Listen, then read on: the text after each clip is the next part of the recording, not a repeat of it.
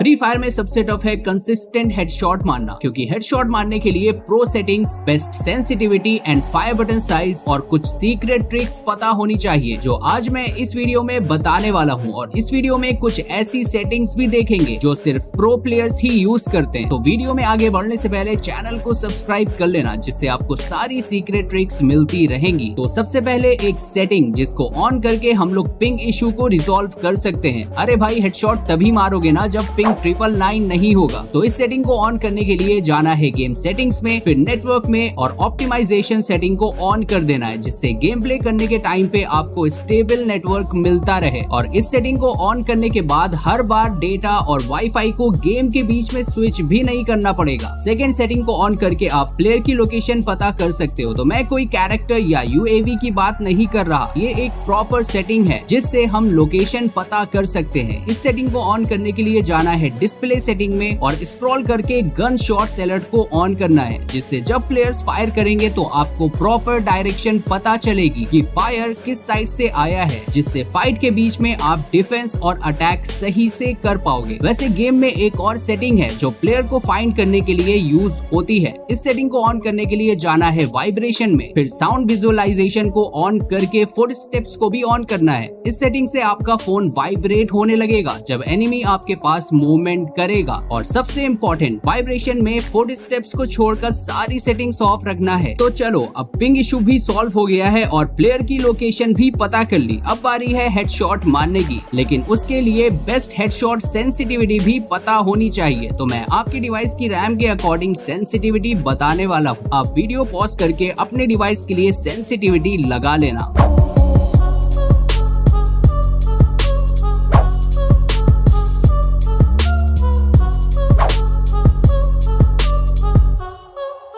Next है best fire button size. बहुत सारे प्लेयर्स को लगता है कि फायर बटन साइज पे डिपेंड करता है हेडशॉट लगना, लेकिन ऐसा बिल्कुल भी नहीं है। हाँ, ये बात सही है कि फायर बटन साइज की एक रेंज है, उसके अंदर ही आपको फायर बटन का साइज रखना चाहिए, क्योंकि अगर फायर बटन को बड़ा रखेंगे तो फाइट के बीच में एक्सीडेंटली फायर बटन टच होगा और मूवमेंट करने के लिए आपकी स्क्रीन पे स्पेस भी कम बचेगा। इसीलिए फायर बटन साइज को 30 से 50% तक ही रख सकते हो। हाँ, लेकिन हेडशॉट मारने के लिए फायर बटन की पोजीशन इंपॉर्टेंट है। तो आपको कस्टम एचयूडी में जाना है और फायर बटन को डिफॉल्ट लोकेशन से हटाकर इस तरह से प्लेस करना है, जिससे फायर बटन को ड्रैग करने के लिए स्पेस इंक्रीज हो जाएगा, जिससे हेडशॉट्स भी ज्यादा लगेंगे। नेक्स्ट है परफेक्ट हेडशॉट ट्रिक। चलो, हेडशॉट मारने की सिंपल और बेस्ट ट्रिक बताता हूँ। आपको कस्टम एचयूडी में जाना है और ये 3 बटन्स को इस तरह से सेट कर लेना है। फिर ट्रेनिंग ग्राउंड में आकर 1 टैब वाली गन लेना है और एम को चेस्ट पे रखने के बाद ड्रैग करना है। सबसे पहले फायर बटन को 10 टाइम्स फर्स्ट बटन तक ड्रैग करना है। अगर हेडशॉट 7 बार लगते हैं तो आपको फायर बटन को ड्रैग फर्स्ट बटन तक ही करना है और थंब को इस बटन के ऊपर नहीं ले जाना है। अगर हेडशॉट नहीं लगते तो सेकेंड और थर्ड बटन तक ड्रैग करके चेक करना है। ये इसलिए इम्पोर्टेंट है कि ड्रैग करने का जेस्चर और फायर बटन को कहाँ तक ड्रैग करना है ये पता चल सके, क्योंकि सबके डिफरेंट डिवाइसेस होते हैं। किसी में सेंसिटिविटी कम और किसी में ज्यादा होती है। जो मिड स्पेसिफिकेशन के डिवाइसेस होते हैं उसमें सेंसिटिविटी कम होती है और फायर बटन को ड्रैग ज्यादा करना होता है। वहीं हाई एंड फोन्स में सेंसिटिविटी ज्यादा होती है, इसीलिए ड्रैग कम करना होता है। आप इस ट्रिक का यूज करके ड्रैग करने की टेक्निक को सीख सकते हो, जो कि सबसे ज्यादा इम्पोर्टेंट है। नेक्स्ट है थ्रोएबल सेटिंग्स। कभी न कभी आपके साथ भी ये हुआ होगा कि बॉल लगाने के टाइम पे नेड या दूसरे थ्रोएबल सेलेक्ट हो जाते हैं, फिर एनिमी आपके ब्लू जोन की लूट को अपना बना लेता है। इसीलिए ऐसी सिचुएशन आगे से ना आए, हम लोग ग्रेनेड स्लॉट को डबल स्लॉट पे सेट करेंगे, जिससे ग्लू वॉल का बटन अलग हो जाएगा और अदर थ्रोएबल्स का अलग। फिर ग्लू वॉल लगाने के टाइम पे ग्लू वॉल ही सेलेक्ट होगी। नेक्स्ट है ऑटो स्विच गन। ये सेटिंग को ऑन करना बहुत जरूरी है भाई, क्योंकि क्लोज रेंज में जब एमओ खत्म हो जाती है तो आप फायर बटन को दबाते रह जाते हो और आपका गेम हो जाता है।